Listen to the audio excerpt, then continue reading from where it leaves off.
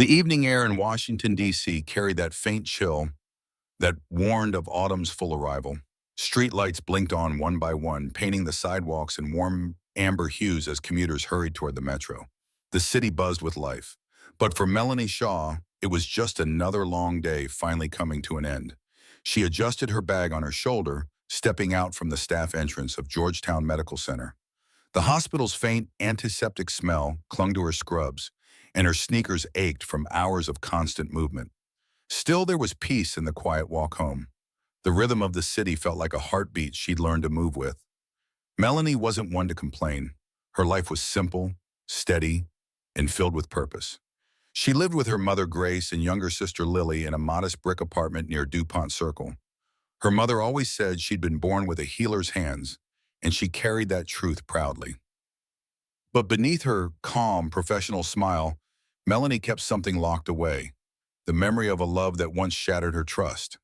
It had taken her years to rebuild herself, to learn that caring for others didn't mean letting herself be broken again. These days, she poured all that tenderness into her patients instead. She walked faster as a light drizzle began to fall. The street shimmered with reflections of neon signs and car headlights. She was about to cross near DuPont Circle Park when she noticed a small crowd gathered by a bench beneath a flickering lamppost. People were murmuring, phones raised, unsure of what to do. Her pulse quickened. "Someone collapsed," a woman called out. Melanie dropped her bag instantly and pushed through the circle. A man lay sprawled on the pavement, expensive suit, fine leather shoes, a wristwatch gleaming under the streetlight. His skin was pale, lips slightly blue. "Sir, can you hear me?" she said, kneeling beside him. No response. She felt for a pulse, faint, erratic. "Call 911, she told the nearest bystander, her voice steady and firm. Then she tilted the man's head back, checked his airway, and began CPR.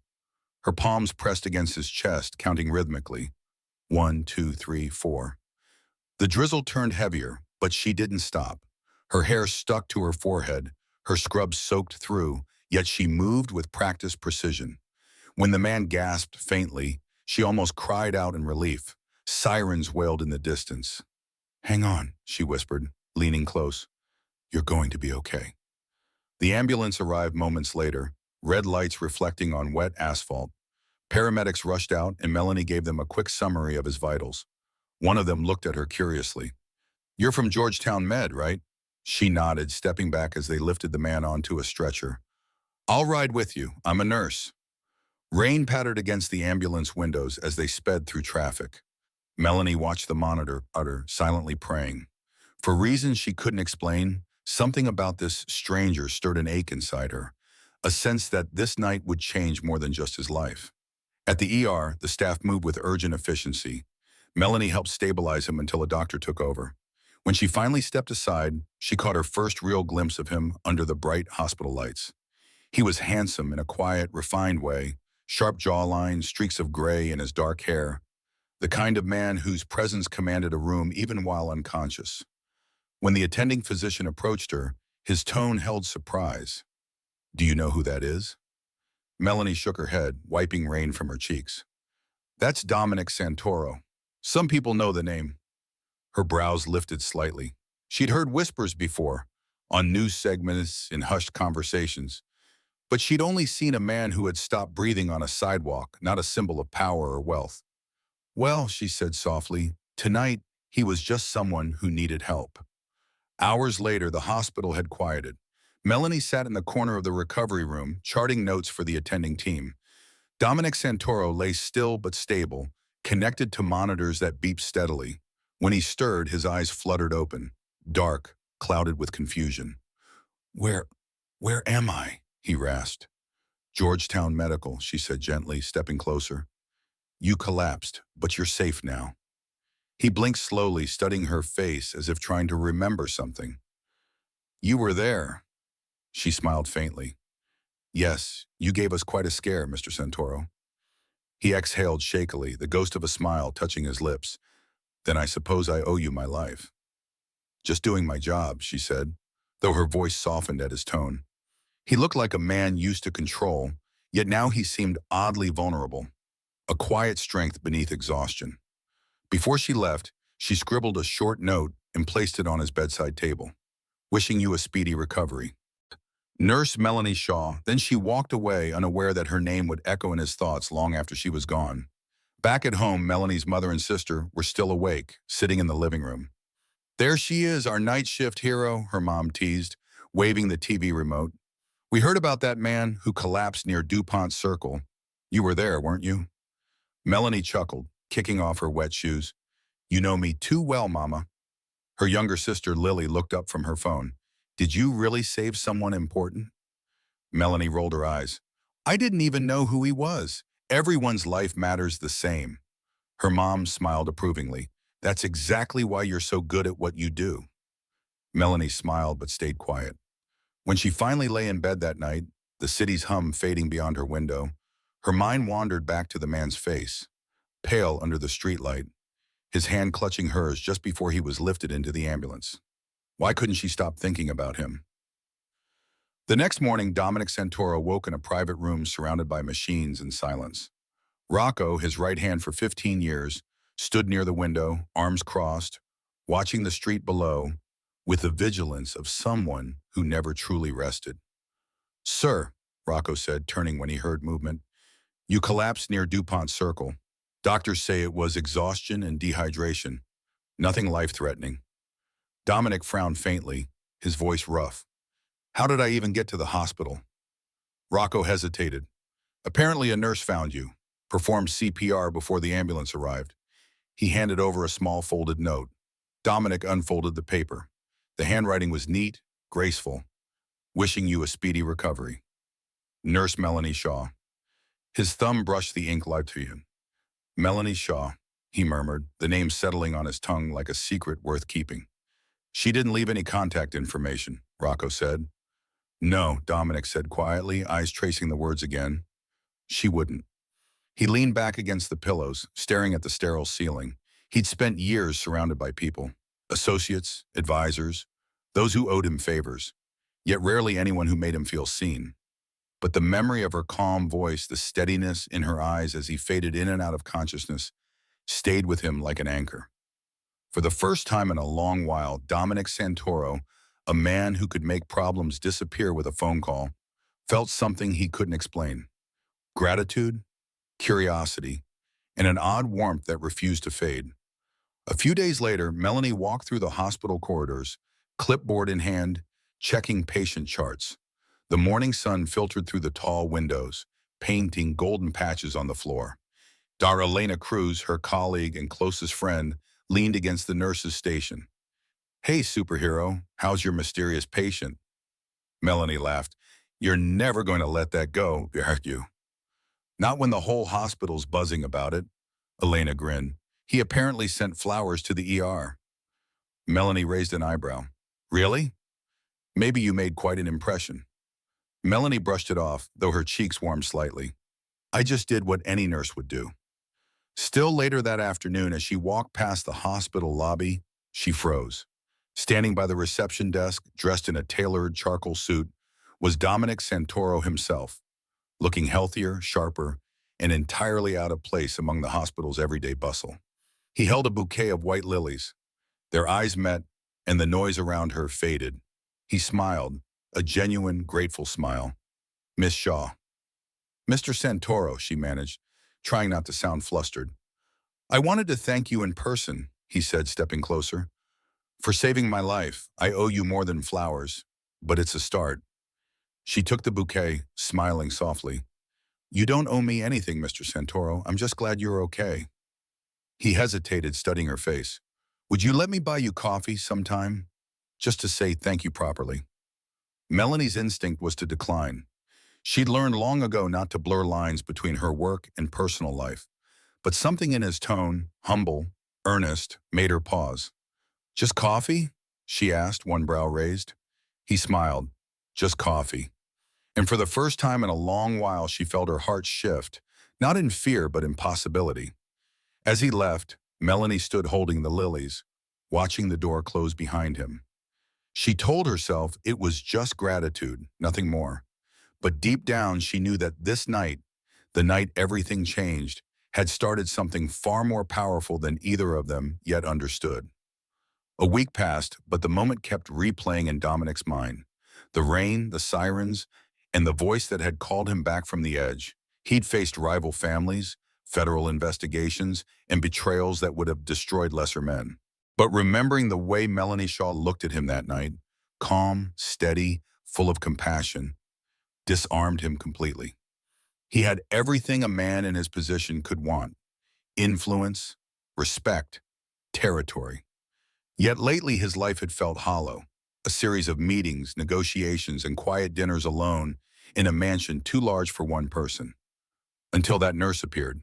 He wasn't sure if it was gratitude or something deeper, but he knew one thing: he needed to see her again. The lobby of Georgetown Medical Center was bustling with the usual Monday morning rush. Melanie walked quickly, flipping through patient charts on her tablet, her mind focused on her rounds. She was good at her job, disciplined, professional, respected by her peers. But that didn't stop the small flutter in her chest every time she passed the spot in the ER where she'd first seen him. She told herself it was nothing, just habit, curiosity. But deep down, she felt the echo of something unfinished. When she stepped into the nurse's station, Dr. Elena Cruz leaned across the counter with a teasing grin. "Your favorite visitor's here." Melanie frowned. "Who?"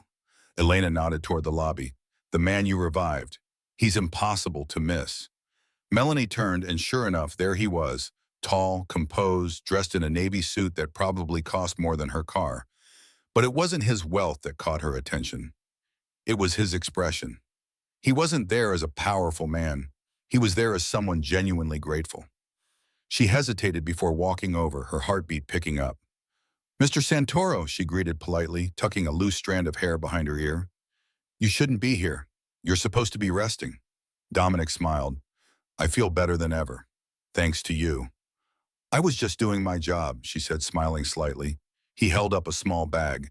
"Then maybe you'll let me buy you coffee. A real one, not the hospital machine kind." Melanie's instinct was to refuse. She'd promised herself to keep her walls intact, especially after the heartbreak years ago that had left her wary of anything that felt too good. But the sincerity in his eyes softened her resolve. "Just coffee?" she asked. "Just coffee," he assured. They met later that afternoon at a quiet cafe tucked between bookstores near Wisconsin Avenue. The space smelled of roasted beans and fresh pastries. Dominic arrived first, looking surprisingly relaxed without his usual air of command. When Melanie walked in, wearing a casual sweater and jeans, he stood immediately. "You came," he said, smiling warmly. "I said I would," she replied, taking a seat. "Though I still don't think you needed to thank me like this." He leaned forward, eyes kind. "When someone saves your life, coffee seems like the least you can offer." They both laughed, the kind of easy laughter that melted any lingering awkwardness. Their conversation flowed effortlessly. They talked about DC's unpredictable weather, their favorite places to eat, and somehow ended up discussing art. Dominic revealed his quiet passion for collecting old-world paintings, something he hadn't shared with anyone in years. "Painting?" she said, surprised. "I didn't picture you as the art type." He chuckled. "I guess I hide it well. My wife used to say it made me human." Melanie's gaze softened. "You were married?" "I was," he said quietly. "She passed away 5 years ago." "I'm sorry," Melanie said gently. He nodded. "Thank you. I stopped looking at art after that. Everything just lost its color." There was a brief silence, filled not with discomfort, but understanding. She didn't pry further, and he was grateful for that. When he asked about her, she hesitated at first, then spoke honestly. "I've been through my share of hurt too. I was engaged once, years ago. Thought it was forever." His expression turned sympathetic. "What happened?" "He found forever with someone else," she said with a faint, sad smile. "It broke something in me. Since then, I've been careful. Maybe too careful." Dominic looked at her, admiration in his gaze. "You still help people every day. You still show up for others. That's not careful, Melanie. That's brave." For a moment, her heart stirred in a way she hadn't felt in years. Their coffee meetings became weekly, then almost daily. What began as gratitude turned into friendship, one that neither of them saw coming. They strolled along the Potomac River after work, talking about everything from their favorite childhood memories to their dreams. Dominic confessed how lonely his estate felt at night. She confessed how she sometimes feared letting anyone too close. One evening, as the city lights reflected on the water, Dominic said softly, "You know, I used to believe love was something that just happened once, and when it's gone, that's it. But meeting you, it makes me wonder if maybe it can come quietly, like this." Melanie looked away, her heart trembling. "Dominic, I don't know if I'm ready for," he interrupted gently. "Then we don't rush it. I'm not asking for forever right now. I just want to know you, the woman who brought me back to life." She met his gaze, and in that instant, something fragile inside her shifted, fear giving way to trust. Weeks later, Dominic invited her to an art exhibition at the National Gallery of Art. The theme was light through shadows. The gallery glowed under soft golden light, the murmur of guests blending with classical music. Melanie walked beside Dominic, her arm lightly brushing his. He looked different tonight, not the powerful figure everyone whispered about, but a man simply content to be beside her. They stopped before a painting of a sunrise over water, vibrant with reds and golds. "It reminds me of you," Dominic said quietly. She blinked. "Me?" He nodded. "You walk into people's lives and somehow bring light, even when you don't mean to." Her cheeks warmed, her breath catching in her throat. For years, she'd hidden behind calm professionalism and caution, but standing there beside him, she felt seen, truly seen. When the evening ended, they stepped outside into the cool air. The city hummed softly around them. Melanie turned to him. "You've done a lot for me lately, the dinners, the walks, the flowers. I don't want you to think you owe me anything." He smiled gently. "I don't, but you've given me something I didn't know I needed." "What's that?" "Hope," he said simply. Her eyes glistened. For a long moment, they just stood there, two people who had been broken in different ways, realizing that maybe healing was possible after all. It was nearly midnight when Dominic drove her home. The streets were quiet, the glow of passing cars washing over their faces. As he pulled up to her building, she turned to him. "Dominic, I need to be honest. I'm scared. Of this. Of feeling too much again," she said softly. "I told myself I'd never fall for anyone after what happened before. It's safer that way." He reached across gently, taking her hand. "Then let me be the one who shows you that love can be safe again." Tears welled in her eyes, unbidden but welcome. "Dominic," he smiled, lifting her hand to his lips. "You don't have to say anything. I'll wait as long as it takes." For a heartbeat, time stood still. The noise of the world faded, leaving only the quiet hum of connection, the kind that begins not with grand gestures, but with trust reborn. She squeezed his hand lightly, her heart whispering what her lips couldn't yet say. "Good night, Dominic," she murmured, stepping out of the car. "Good night, Melanie." He watched as she walked up the steps to her building, her silhouette framed in the porch light. When she turned once more to smile before going inside, he knew his world had color again. The sun dipped low over Washington, painting the skyline in molten gold as Melanie stood by her apartment window, her heart pounding in disbelief. On the small velvet box in her hand glimmered a diamond so brilliant it seemed to hold starlight. "Melanie Shaw," Dominic had said earlier that evening, his voice trembling with sincerity. "You found me when I was broken, and you healed more than my body. You healed my heart. Will you let me love you for the rest of my life?" Tears had filled her eyes, her past fears melting under the warmth of his gaze. "Yes," she whispered, her voice breaking. "Yes, Dominic, I will." Now standing in the quiet of her room, she could still feel his arms around her, the way he held her as if he'd never let go. The woman who once swore never to fall in love again was about to become a bride. 2 months later, Washington buzzed with quiet excitement. The wedding of Dominic Santoro was the talk of certain circles, whispered about in rooms where his name carried weight. But behind all the speculation was something deeper, more genuine. A love story born from compassion, not calculation. Melanie's mother, Grace Shaw, sat in the front pew of the cathedral, tears shining in her eyes. Her younger sister, Lily, couldn't stop smiling as she adjusted the lace on Melanie's gown. "You look like a dream," Lily said softly. "Dominic's going to lose his mind when he sees you." Melanie laughed nervously. "I still can't believe this is happening. It feels like yesterday I was just walking home from the hospital." "That walk changed everything," Lily said. "You changed his life, and he changed yours." The doors opened and the orchestra began to play. As Melanie took her first step down the aisle, every fear she'd once held, every doubt that love wasn't meant for her, vanished. Dominic stood at the altar, dressed in a classic black tuxedo, his eyes locked on hers. He wasn't looking at the gown, the diamonds, or the grandeur. He was looking at the woman who saw him when he was invisible. When she reached him, he took her hands and whispered, "You're my miracle, Mel." "In your mind," she replied softly. The ceremony was simple yet elegant. White roses, warm candlelight, and vows that made even the most stoic guests tear up. "I promise," Dominic said, "to protect what's mine, always." "And I promise," Melanie said, "to walk beside you, not behind, not ahead, but always with you." When the priest declared them husband and wife, applause filled the cathedral. Cameras flashed. But for Melanie, all that existed was Dominic's smile and the soft press of his lips against hers. They were no longer nurse and patient, or woman and powerful man.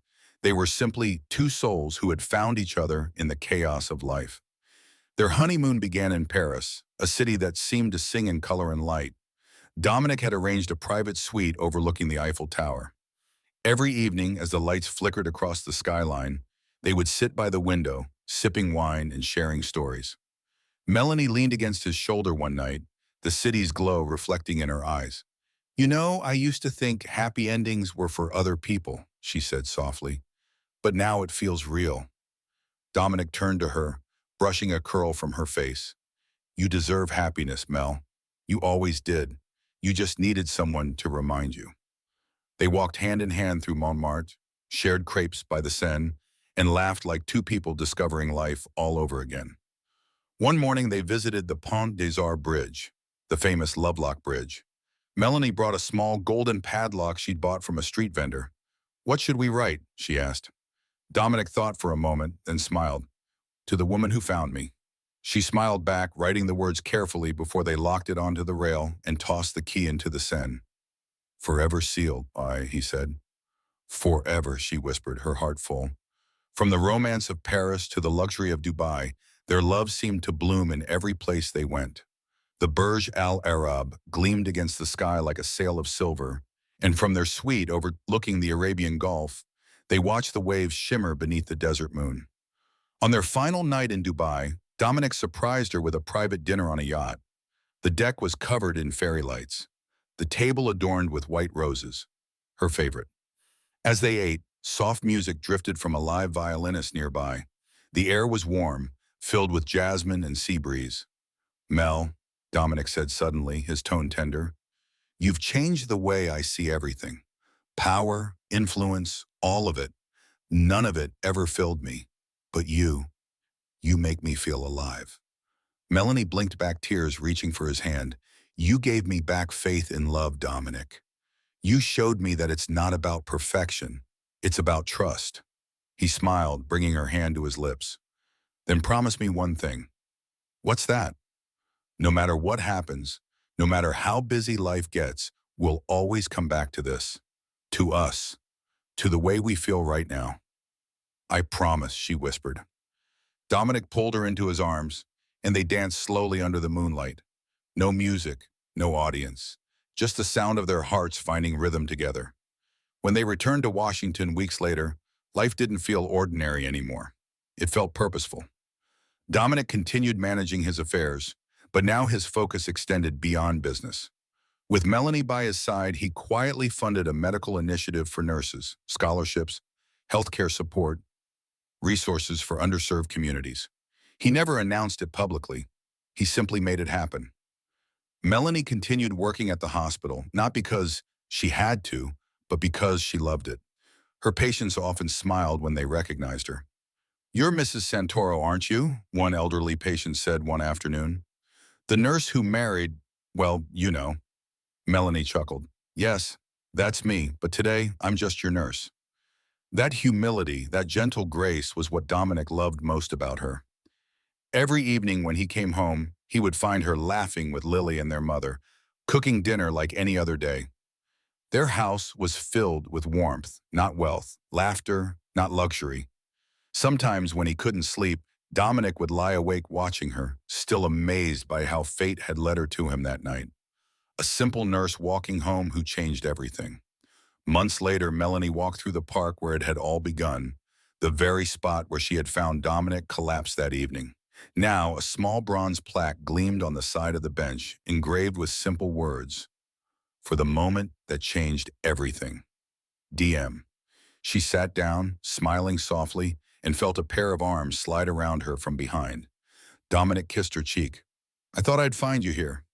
"I was just remembering," she said, leaning into him. "If I hadn't stopped that day," he chuckled, "I would have missed the love of my life." They sat in silence for a while, watching the sunset wash the sky in amber and rose. "Do you ever think about how strange it was?" she murmured. "How one small decision to help a stranger led to all this?" Dominic nodded, resting his chin on her shoulder. "Maybe it wasn't strange at all.